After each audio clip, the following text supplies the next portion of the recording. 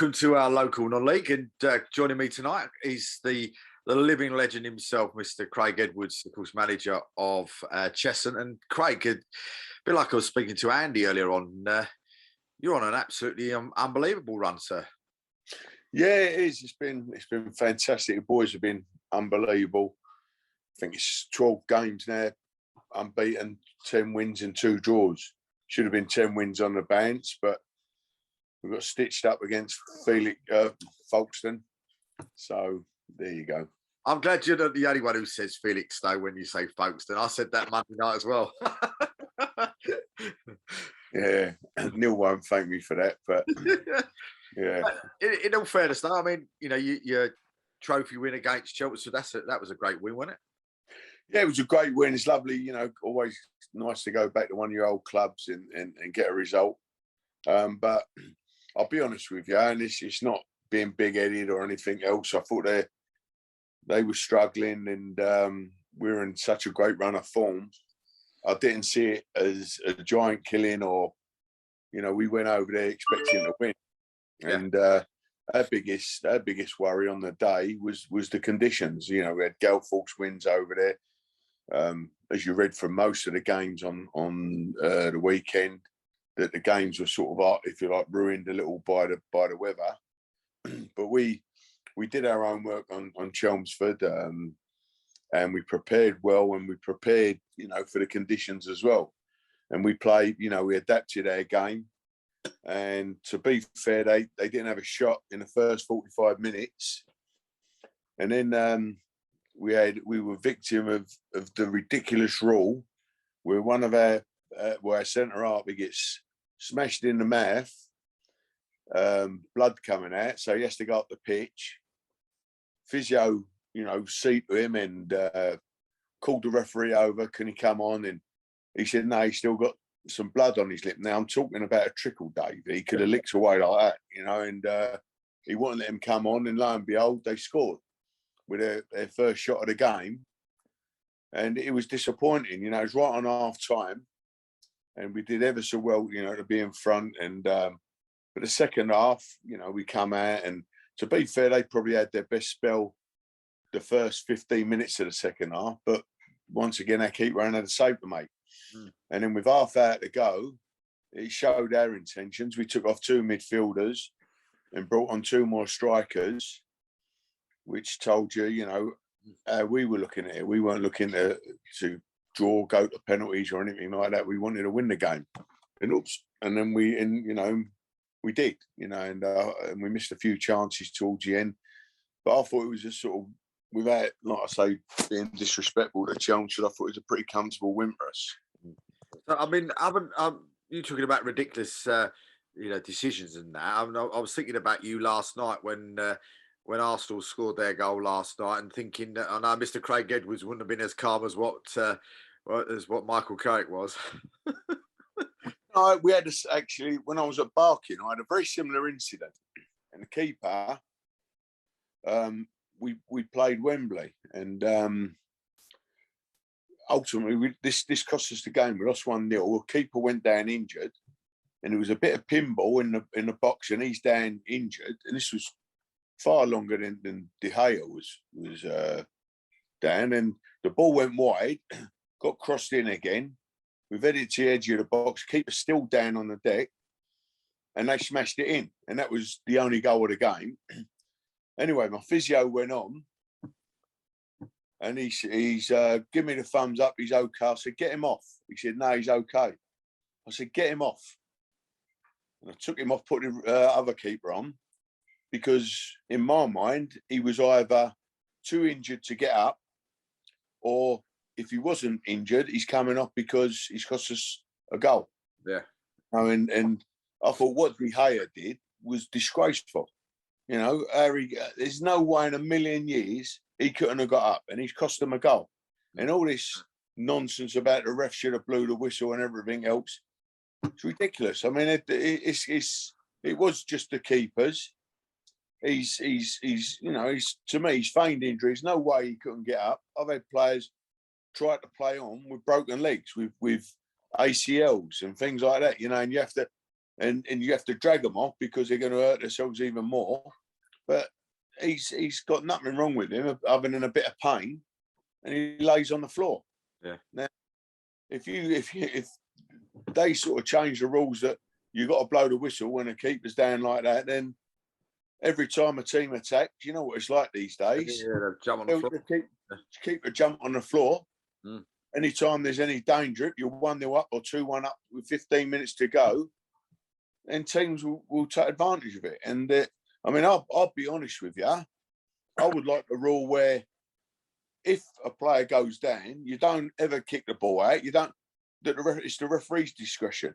If he thinks he's seriously injured, he's got an injury, the referee blows his whistle and we stop the game. Yeah. Because people are abusing it now. People go down injured to waste time, and then you kick the ball out. Even if they won't throw the ball back, they'll throw it off for a goal kick, and it's just rank, and like I say, I mean, I'd welcome a return to the old days where you only went down if you was injured, and leave it in the hands of the referee. Yeah, I mean, people abuse it. I mean, go back to your games though. I mean, you must have been over the moon with your game against Worthing. Going to Worthing and picking up the 3 points up there. I mean, I saw Worthing against Enfield, and they looked a real sort of decent outfit, but they did look like an outfit that you could get at them, because I mean, it was a bit like you have an attack, I'll have an attack when they were playing Enfield. When I was there, and was that the same sort of thing there? Did you have a once again we had a really good report done on them, and we worked. Now they play a very unusual way, Worthing, a very unusual system, very unique, play fantastic football. But I thought we set up, and we did change it slightly. We did adapt it a little, that we could give them problems. Mm. And don't get me wrong, I think they're by far and away the best side we've played this year. And it's not because we beat them and anything like that. If you're going to beat Worthing, I think that you'll have moments in the game where you have to really scrap and battle and maybe need it, ride your luck a little. But I thought we were well worth the win, that's for sure. But they were a cracking side, and I think we had to be at our very, very best to win that day, because if we'd have been anything less than our best, we would have got beaten and beaten well, But no, they're a good side, and it was great for Rowan to come in and make such an impact in his first game. Defensively, last 12 games we've gone for 5 goals, so we've been strong defensively. I didn't feel we were. I mean, there was too many games we was winning by the odd goal or having draws that I thought should have been relatively comfortable wins, and we needed to we need to score more goals.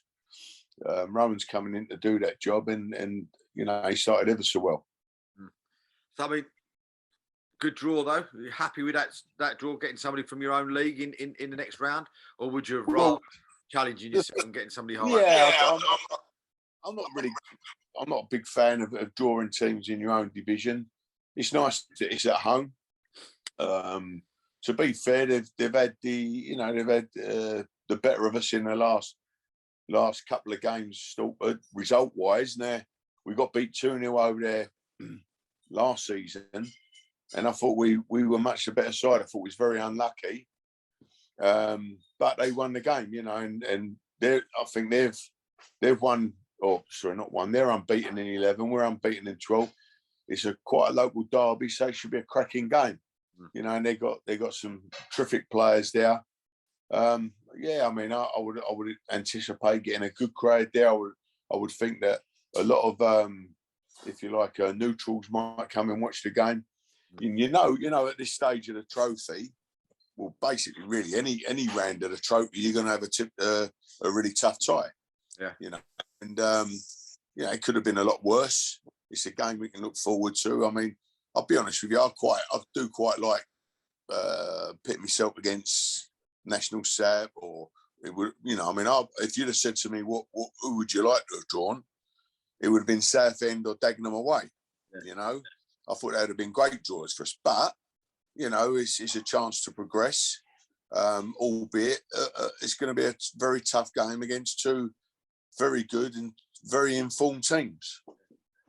I mean, going into the weekend, now going into tomorrow, are you ready for your Jolly Boys outing?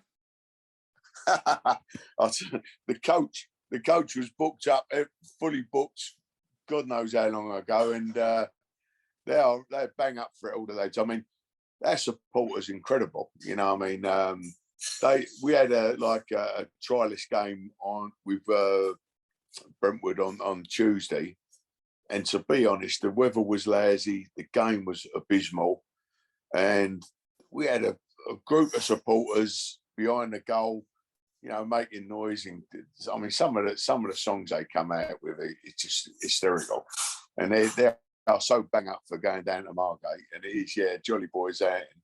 But as long as our players don't see it as that, because it is a tough game for us. Or your coach don't blow up, or you don't lose your Yes. Yeah, that'd be good. Yeah, but no, it's, you know, we're looking forward to the game. It's on the 3G. You know, we do play well on 3G, you know, but like I say, they're good side. They've got a lot of good players. They drew at our place, and it was a good game. So, you know, we're anticipating a difficult game, and but we're looking forward to it. Fully fit squad, Craig? Or you got some? No. We've got Tom Gardner out, and who else? And Ola Williams, you know, club captain's out. But you know, that's and Mo Kamara. That was a bit of a blow. He got injured last night. But you know, free for us this season. He's pretty good. You know, I mean, we were running along with all the early part of the season. We're sort of 6-7 out. But Free's, you know, we feel pretty manageable. The squad's very strong. So, you know, I want, you know, win, lose or draw, that we won't use that as an excuse. But would you say going down there to play on 3G? Do you think 3G is less of an advantage now? Because I do, because a lot of teams are using it. I mean, our pitch is grass, but we've got a full size 3G in the complex as well, which we use to train on. And it's a good 3G. And I think where there's so many teams that do play on it now, that I think teams, whereas a few years ago, I thought it was a distinct advantage for teams that had 3G. I'm not so sure it is now. And you know, we talk about local football, and I mean, local football in your league is looking quite rosy, isn't it? I mean, Enfield second, you fourth, and Bishop Stortford fifth. So I mean, there's some some local clubs there all doing really, really well all at the same time. Yes. I'd sooner be in Enfield's position than ours, though. I would have liked it the other way round. But yeah, I mean, they're all good sides. It makes the derbies very competitive. I mean, you play Potters Bar, Wingate, Haringey. You know, you've got real tough games. And we've had two great results at Potters Bar and Wingate, which you always look on as tough games. Mainly, aside from them being good sides, is the their local games, and they're always a bit more spice to them, always a bit more atmosphere there with the supporters. So yeah, it's good that the local sides are all doing well, and like I say, it makes for a lot of competitive games. It's some big games at the weekend, isn't it? I mean, yourself and Margate, and Enfield have got Folkestone. Yeah, it'd be a good one. Some really good sort of games this weekend. But I mean, yourself, I mean, happy with how it's all going at the moment, or? Yeah, I mean, we are. It is. It's going very well, but I've been in it long enough to know that can change very quickly. So, without using too many cliches, it's important you keep your feet on the ground and keep working hard like we have been. Because like I say, it can change. And going back to the fixtures this weekend, every weekend I look at the games, and you'll find two or three. You think, God, what great games there be. I wouldn't mind going watching them if we weren't playing ourselves. I mean, so it's a fantastic league. We missed Bishop Stortford against Cheshunt as well, so another big one there as well. Yeah, that'd be a good game. Cheshunt are really probably the only side that have done a number on us this year. They beat us 3-1 at ours and scored 3 unbelievable goals. You know, I mean, superb finishes. But you know, I mean, aside from that, I thought they deserved to win on the day. But yeah, you know, yeah, they're a good side, and that'd be an interesting game, Stortford and Cheshunt. Well, listen, Craig, we appreciate your time and thanks for. Anytime, David. And we'll speak to you again next week, and wish you all the very, very best on your Jolly Boys out. And make sure you don't drink. Yeah. That was the main reason I didn't want to talk to you Sunday morning. Cheers, pal. All the best. See you later. Bye bye.